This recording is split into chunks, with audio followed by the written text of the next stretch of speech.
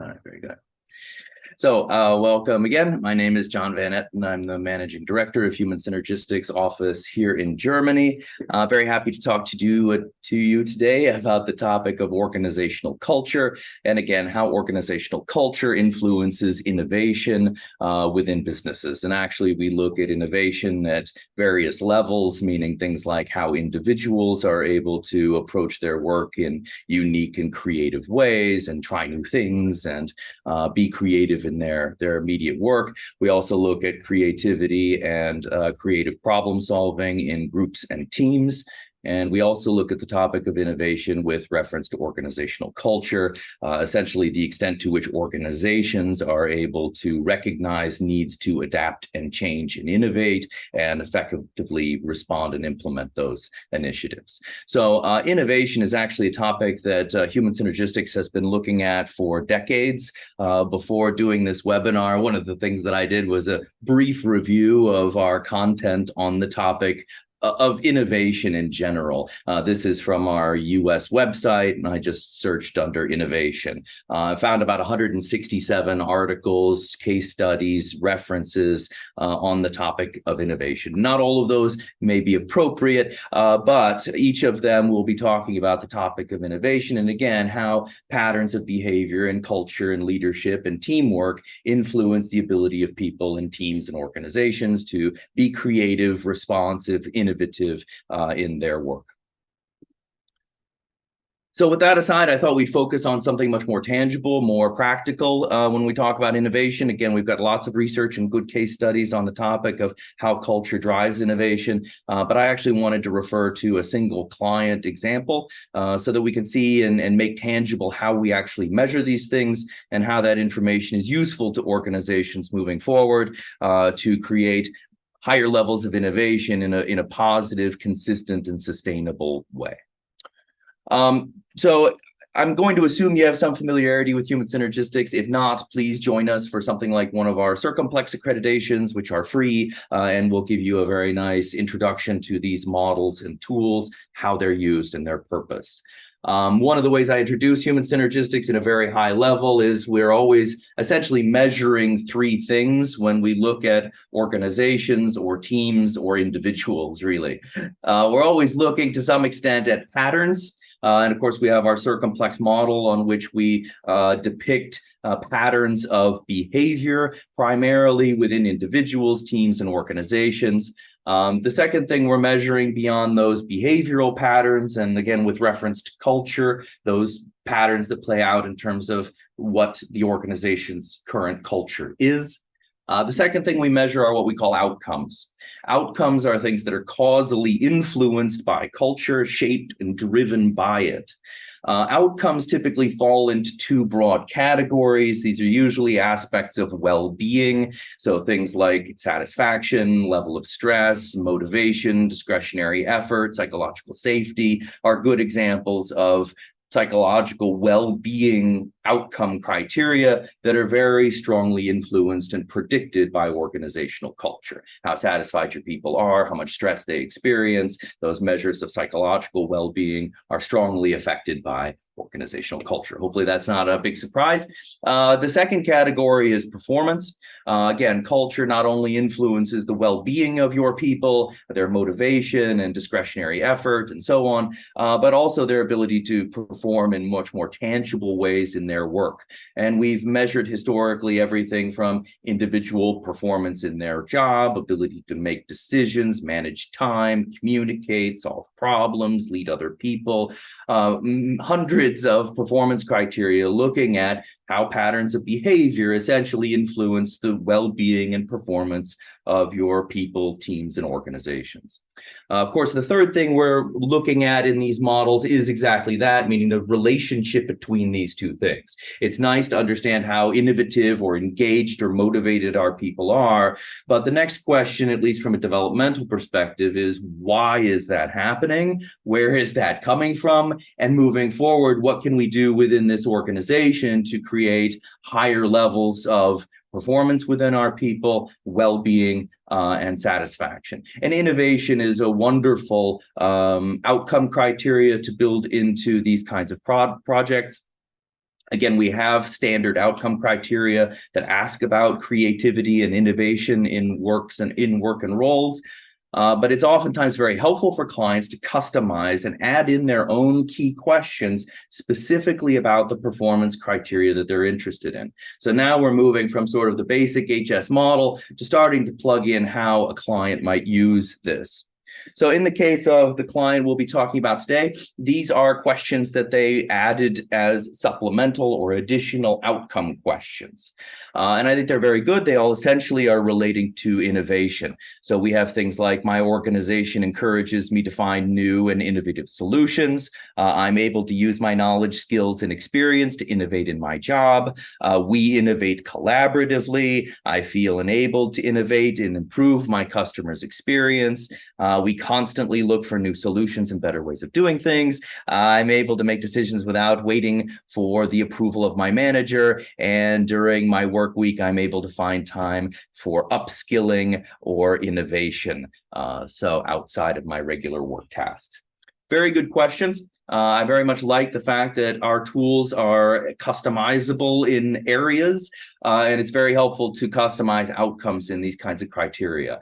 This is something we do for many of our clients, and it's tremendously helpful because every organization has a slightly different purpose in terms of why they're interested in developing culture, and we can be very specific about the performance criteria that we're addressing with this kind of customization.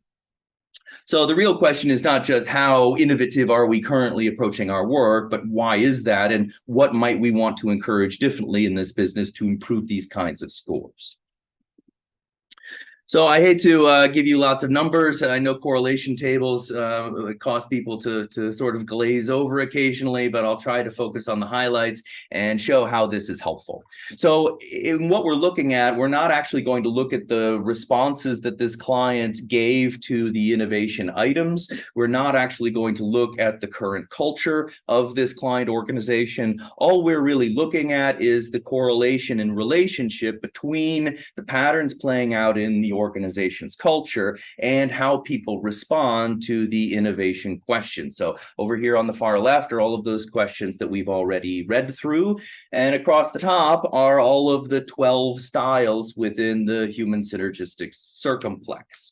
And what we basically have are simple Pearson's correlation analyses. What we're looking at is the extent to which there is a relationship between these patterns and the way people respond to outcomes. The main way we're looking at those correlations is simply with regard to whether they are positive or negative. So that's the first piece of information we'll look at.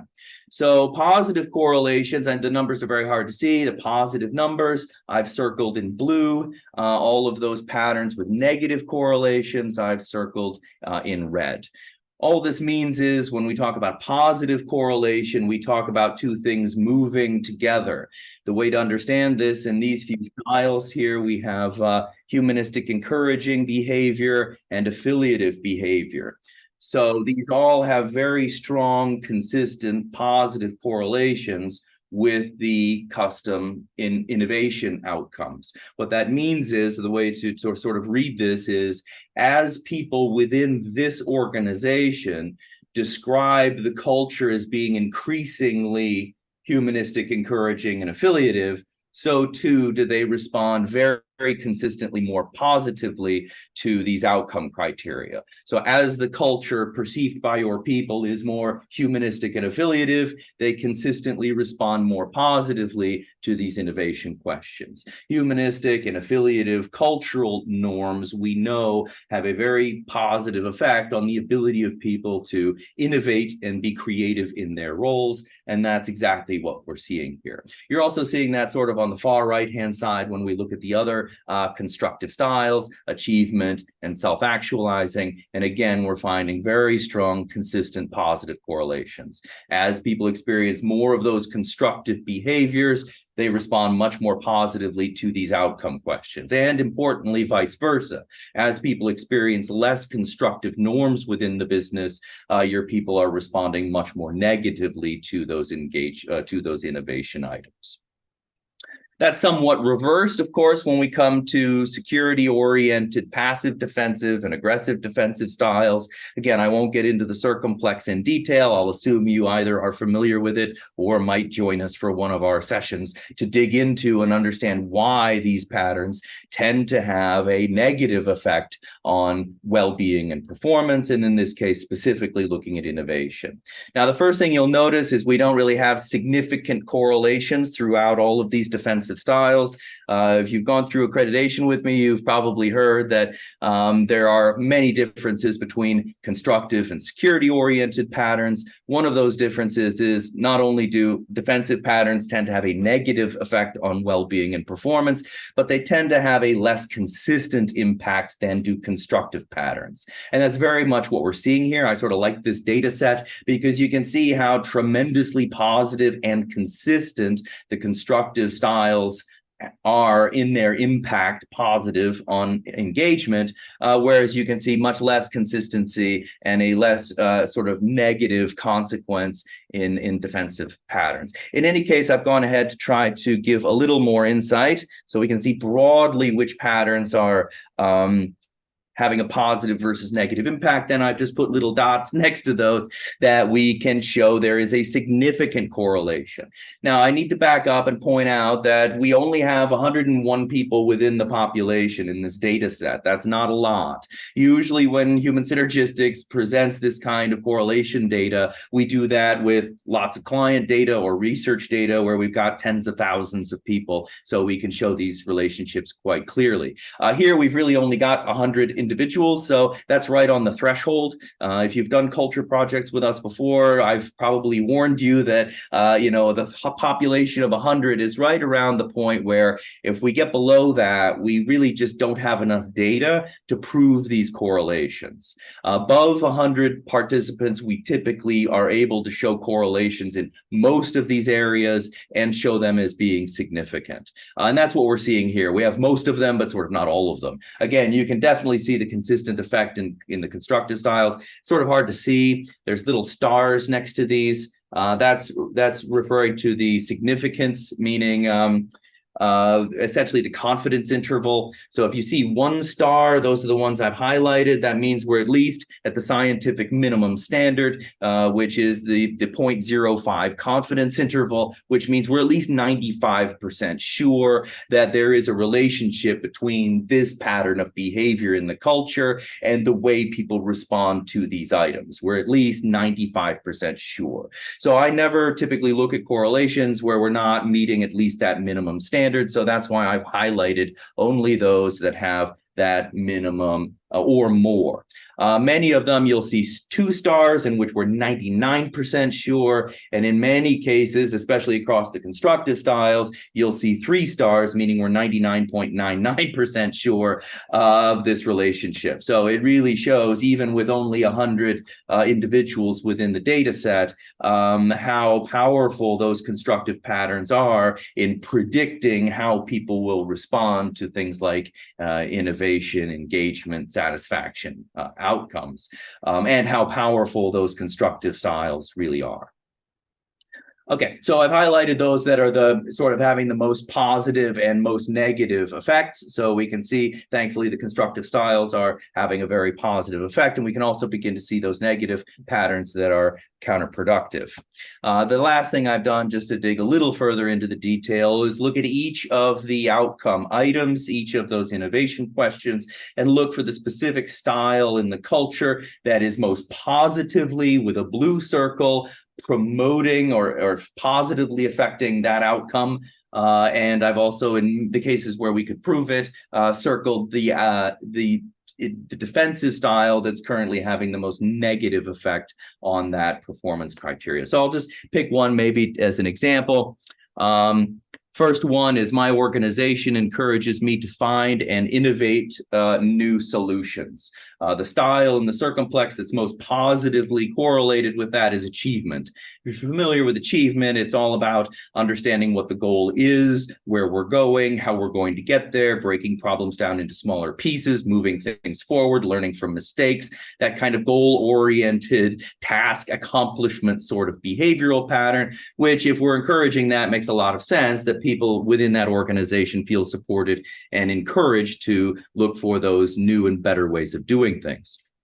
On the negative side, the one pattern within the culture that's most negatively affecting that response is avoidance.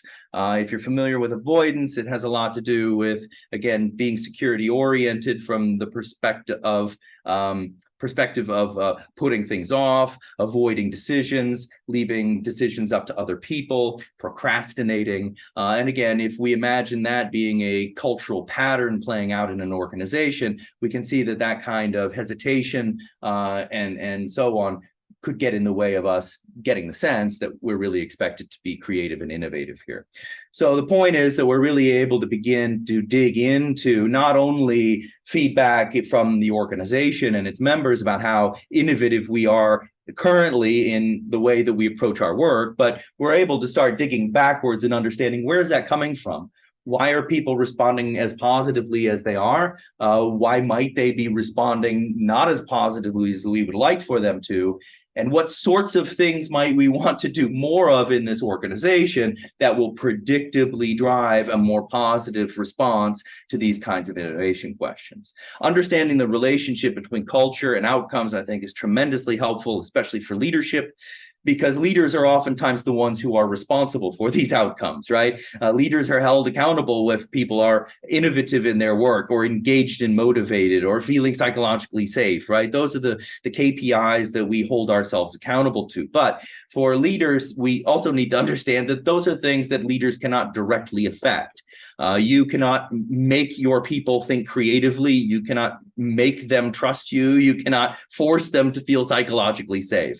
What we need to do is recognize how we truly affect performance and well-being in organizations, and that's through leadership, through encouraging and creating the kind of culture that enables and brings out the best in our people. So it's always fun to be able to use a client's own data to dig into this so that they can really see how constructive versus defensive behavior not only is playing out in their business, but how that's actually having a consequence and an impact on the ability of their people to innovate creatively.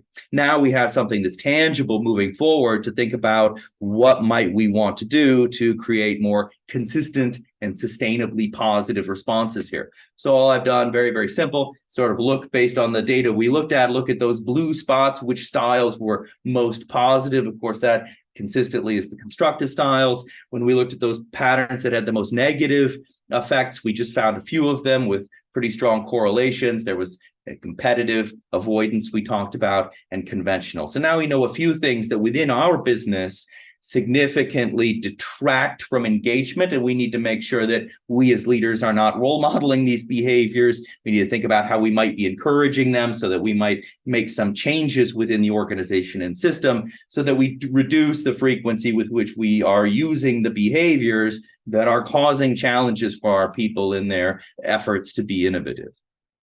But more importantly, we need to focus, I think, on the constructive patterns that we can see strongly and consistently promote these things, and think about how we can encourage more of that, how I as a leader can role model more of that, encourage that within my team. And again, thankfully, with the Circumplex, we now have a language to talk about what kind of behavior I as a leader, we as a team, the organization needs in order to drive innovation. And now we have again, a language that we can use within the business to talk about where this culture is going, again, what we as leaders need to contribute. And that goes a long way to making these topics tangible. All right, now I'm sort of zooming out, and for those of you who are more familiar with human synergistics models, and specifically our How Culture Works model, I'm essentially taking everything that we've talked about, the current culture and how that's correlating and influencing outcomes related to innovation, and just simply putting it within the broader context of the organization system. So hopefully you can see how we begin to narrow down to a few patterns that we recognize we want to encourage and promote and grow, and a few patterns we might want to pay attention to and make sure that we're not encouraging and promoting. And then we need to ask questions about how do we do that? And this is what leads us back to the topics of organizational climate. Of course, strongly within this model is leadership down here in the area of skills and qualities. We know very well that what leaders do, the behavior that I as a leader, for example, utilize in the way that I approach my work and work with my team is a direct reference and role model for how that team is likely to react, respond, behave, and thereby ultimately the kind of culture and behavioral norms and patterns we begin encouraging within this organization. Of course, if you're familiar with these models, you'll know that there are many other aspects of organizational climate that are important to help guide and shape culture. People need to understand that these constructive things are in our value statement. We value creativity. We value each person's perspective. We need to design the organization so that people have autonomy, so that they're capable of trying new things. We need systems in the organization that recognize creative and innovative work and recognizes that in some way, gives positive recognition for it, so that we have systems by which we recognize innovative work, reward it, and can benefit from that. Technology has to do with aspects of job design. Our jobs designed in a way where people understand the purpose of their work, how it contributes to the organization, so that they have some context with which to think creatively and innovatively about my job and how it might be done better. With that context and with that clear job design, we find people are able to utilize and act on those constructive behaviors much more positively, and this is again a way to shape that and drive innovation. Of course, skills and qualities mainly has to do with two areas: leadership, as I'll come back to, and other is communication. So again, if we value innovation and want that from our people, then that's something we should be communicating to them. Why is innovation important? How is it consistent with our values? How is that leading the business forward? And again, coming back to leadership, are leaders role modeling this behavior? Are they checking in with their people? Are they asking them for their creative ideas and input? And the beauty here, again, is that with human synergistics models and tools, we can actually assess the behavior of the individual leaders using something like LSI or LWS, so that I as a leader can get a snapshot of my behavior and the way that I interact and lead my team at work. And I can then understand that in context of these numbers and data. If I want my team to be truly innovative and creative in their work, then I know already the kind of behavior I as a leader need to role model and encourage, and those things that I need to be careful that I'm not role modeling and encouraging. And again, this is the kind of clarity that our clients are able to build into leadership development initiatives and culture initiatives, so that we know we're targeting our efforts and actions in those parts of the business that are going to have the kind of effect on our culture and people that will predictably and consistently drive more positive scores, thankfully, not only along outcomes like innovation and creative thinking, but also engagement and motivation and all those good discretionary efforts and positive effects. Lovely. Well, that is the big picture, and that is what I had to show you today. So the topic of culture and innovation is one that is very hot today. It's something that human synergistics, again, has actually been looking into and measuring since the OCI was originally developed. We have over 40 years of data around the world and across industries to understand how culture drives innovation, but it's powerful to be able to measure that within a specific organization, to show this to leaders so that they can see how not only what is our culture, but what effect is it having, and moving forward, what more do we want to grow? What can we leverage about our culture to shape and drive even more positive performance and outcomes? So I hope that made sense in terms of kind of a practical way that real client data can be used to begin to narrow our focus and make tangible what those patterns are that we as leaders in this organization need to foster in order to predictably shape and drive the outcomes and performance that we'd like. Thank you so much. I hope this was helpful and made sense. And I am happy to hang on for any questions that you have.